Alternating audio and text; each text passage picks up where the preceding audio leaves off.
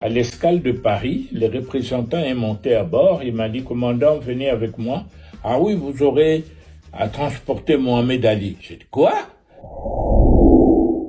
Je m'appelle Simon Diasoloa. Je suis né à Léopoldville, actuellement Kinshasa, le 14 novembre 1942. À l'époque, le Congo était une colonie belge et donc je suis né pendant la colonisation. Tout le monde savait ce qu'il pouvait faire, ce qu'il ne pouvait pas faire. Tout ce que moi je me rappelle, c'est qu'à partir de 17h30 ou 18h à l'époque, tout ce qui n'était pas blanc devait quitter la ville blanche pour rejoindre la cité indigène, sauf les quelques Congolais qui étaient spécialement autorisés à rester. Tous les Congolais savaient qu'à 18h, ils devaient quitter. S'ils se faisaient attraper, ils risquaient même la prison. À l'époque, le noir était limité à l'école moyenne. Ça veut dire qu'après l'école primaire, quand vous alliez faire vos études supérieures, ils étaient limités à 4 ans. Donc, vous ne pouviez pas, par exemple, quand on prend le cas de la médecine, un noir qui s'est lancé dans le domaine médical, après 4 ans d'études, on le nommait assistant médical. Il ne devenait pas docteur. Il assistait le docteur blanc, mais lui était assistant médical. Il était limité à la fonction d'assistant médical. C'était fait exprès. Dans beaucoup de domaines, c'était pas seulement spécifique à ça. C'est quoi le but?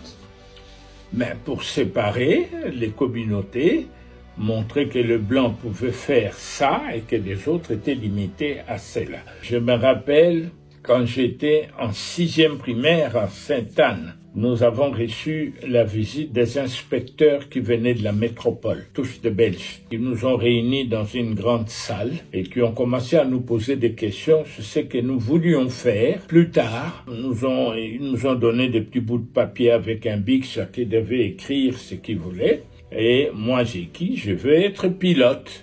Et puis les inspecteurs ont ramassé tous les papiers, ils ont commencé à discuter entre eux, et puis sont adressés à la salle. Monsieur Untel, vous souhaitez ceci, vous souhaitez cela. Ils arrivent chez moi.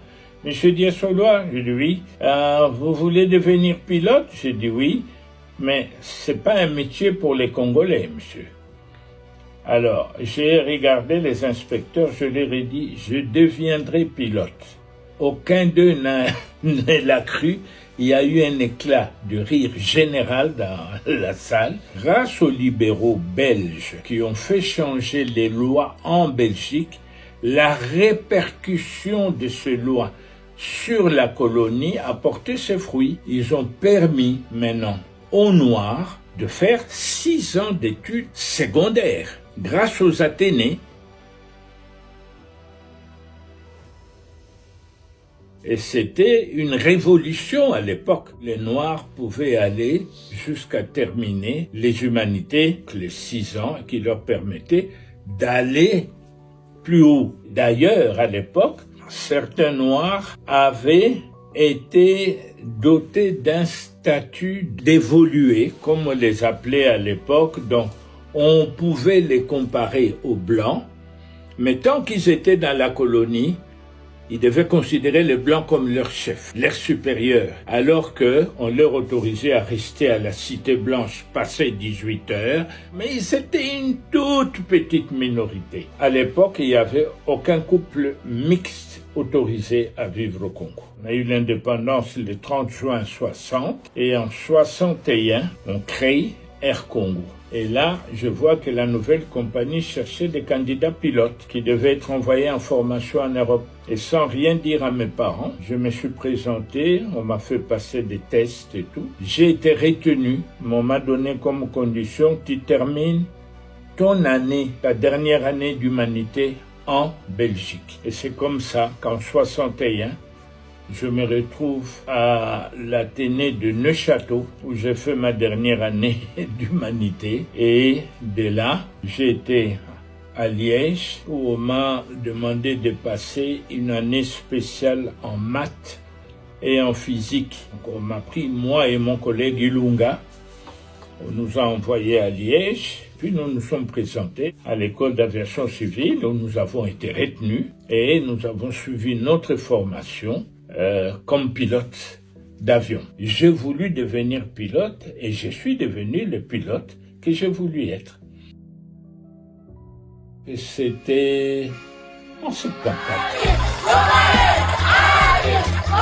Je faisais un vol régulier. Je devais faire ce jour-là Bruxelles-Paris, Paris-Kinshasa. Donc moi, dans le cadre de mes activités de pilote de ligne, j'avais à faire ce vol-là. L'avion était bourré, on a beaucoup de passagers. À l'escale de Paris, le représentant est monté à bord. Il m'a dit, commandant, venez avec moi. Vous pouvez prendre 2, 3, 4 membres d'équipage, vous me suivez. J'ai dit, mais ah oui, vous aurez à transporter Mohamed Ali. J'ai dit, quoi? Il dit, oui, Mohamed Ali est arrivé à Paris, donc vous allez l'amener à Kinshasa pour son combat avec Foreman. J'ai dit, ok, j'ai choisi 2, 3 gars de mon équipage. On sort de l'avion, il y avait une salle là, je vois plein de monde autour d'un monsieur qui faisait un genre de show là au milieu. Et on m'amène devant Mohamed Ali, on me présente et tout. Alors les gars se retournent vers moi et disent, ah, c'est vous qui allez me piloter Oui, c'est nous. Mais il dit, oh, mais c'est extraordinaire.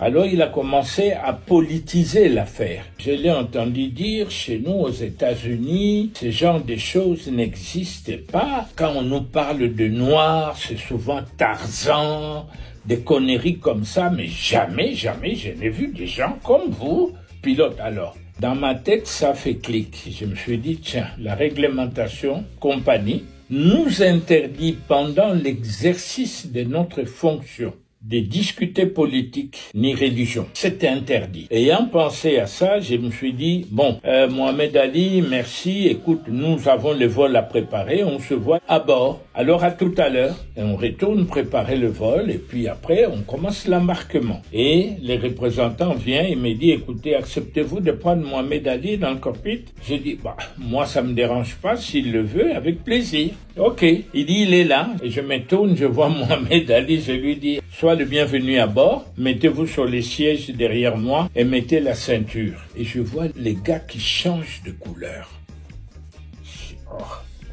Je me tourne, je dis, mais Ali, y a-t-il un problème? Il me regarde, il me dit, no white man here? Comme ça. Il n'y a pas de blanc ici? J'ai dit, mais Mohamed, mais tout à l'heure, quand nous avons été présentés, as-tu vu un blanc? C'est ce qu'il m'a répondu. Il me dit, ah, pour moi, c'était une blague. Il me répond comme ça que pour lui, quand nous avions été présentés, nous faisions partie d'un show pour montrer à tout le monde. J'ai dit, non, Mohamed Ali, il n'y a pas de blanc. This is my co-pilot, this is my flight engineer. Et je vois les gars changer de couleur. Il tremblait, il était incapable de bouger. Alors je lui dis, écoute, soit tu te décides, tu t'assis derrière moi, soit tu retournes en cabine parce que nous n'allons pas pénaliser le vol. Alors on le prend, on l'installe derrière moi, il ne savait même plus fermer sa ceinture. On démarre, on commence à rouler, et pendant qu'on roulait, et avant qu'on arrive en bout de piste, je sens quelqu'un qui me fait ça sur mon épaule. Alors je me dis, oui, il y a un problème, Ali. Alors il me dit, avez-vous l'expérience sur cet avion? Comme ça. J'ai dit, Ali, are you kidding or what? Vous êtes en train de blaguer? Non, il voulait être sûr parce que c'est la première fois de sa vie. Ensuite, il nous voit décoller, monter en croisière. On se dirige vers le sud et puis je le vois aller derrière. Et ensuite, il revient. On était au-dessus de la Méditerranée. Il rentre dans le corps, puis je lui dis, Ali, regarde là-bas, tu vois la côte? Il me dit, oui. J'ai dit, ça, c'est l'Afrique du Nord. Et puis après ça, tu verras le désert. Il n'en revenait pas. Ça faisait 2 heures qu'on était ensemble.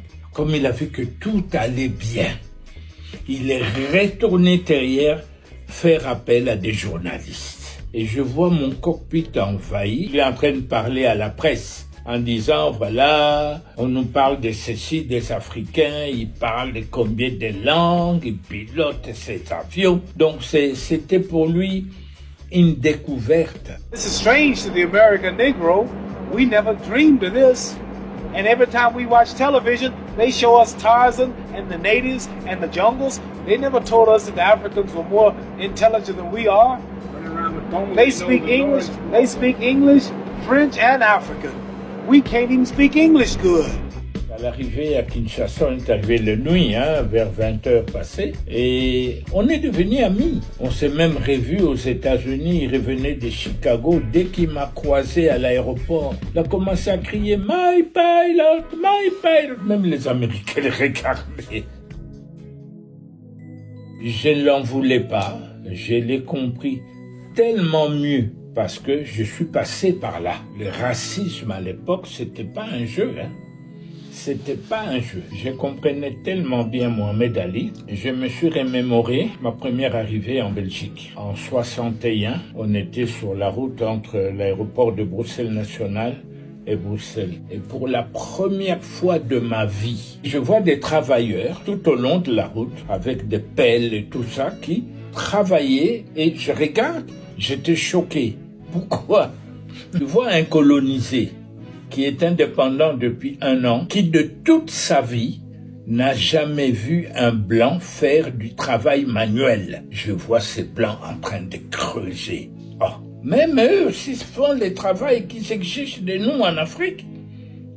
Déjà, à ces jours-là, j'étais choqué par la première réalité de la vie que je voyais vis-à-vis des gens que je considérais comme supérieurs. Et j'ai compris beaucoup de choses ce jour-là. Certaines réalités de la vie qu'on cache à certaines personnes. On veut faire de certains des dieux alors qu'ils ne le sont pas. D'autres, on veut les abrutir alors qu'ils ne sont pas abrutis.